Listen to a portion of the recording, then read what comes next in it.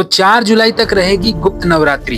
देवी सती की 10 महाविद्याओं की साधना का उत्सव है गुप्त नवरात्रि। इस वीडियो में जानेंगे कैसे प्रकट हुई ये महाविद्याएं। नमस्कार, स्वागत है आप सभी का इस वीडियो में।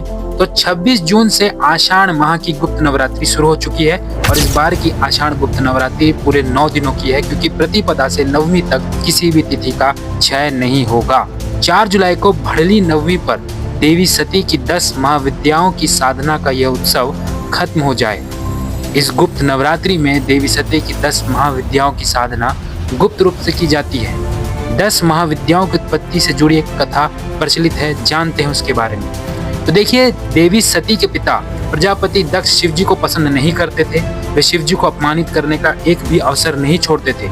एक बार दक्ष ने यज्ञ आयोजित किया। इस यज्ञ में उन्होंने ब्रह्मा, विष्णु सहित समस्त प्रमुख देवी देवताओं, ऋषियों, तपस्वियों, मुनियों और कई राजाओं का आमंत्रित किया, लेकिन जानबूझकर उन्होंने भगवान शिव को और अपनी पुत्री को उस यज्ञ में नहीं बुलाया।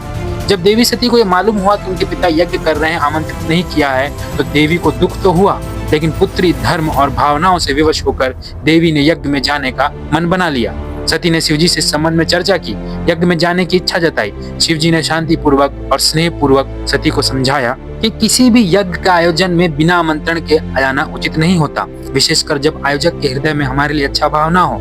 हमें वहां अपमान का सामना करना पड़ सकता है। शिवजी की बातें सुनकर सती ने तर्क दिया कि एक पुत्री को पिता के घर जाने के लिए किसी निमंत्रण की आवश्यकता नहीं होती है और यह पुत्री का अधिकार है कि वो यज्ञ में जा सकती है। शिवजी ने बार बार विनम्रता से समझाने का प्रयास किया, लेकिन देवी सती का मन विचलित हो चुका था। जब शिवजी ने उन्हें रोकना चाहा तो देवी सती क्रोधित हो गई।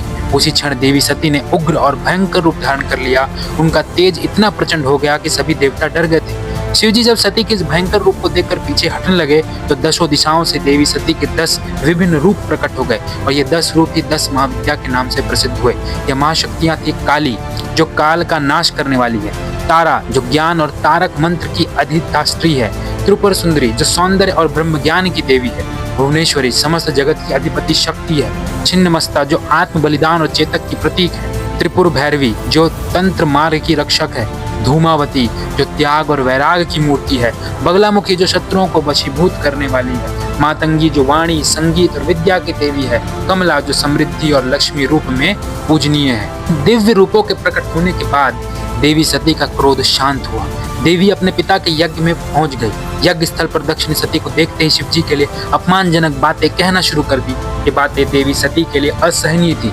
इस अपमान को देवी सती सहन नहीं कर सकी और उसी क्षण यज्ञ कुंड में कूदकर अपनी देह का त्याग कर दिया। इस प्रकार देवी सती के क्रोध से प्रकट हुई 10 महाविद्याएं तांत्रिक साधना, शक्ति उपासना, अध्यात्म के मार्ग में महत्वपूर्ण स्थान रखती है। इस वीडियो में इतना ही था। वीडियो अच्छा लगा लाइक करें, अपने सनातनी दोस्तों को शेयर करो और चैनल पर नए हैं तो सब्सक्राइब करना ना भूलें।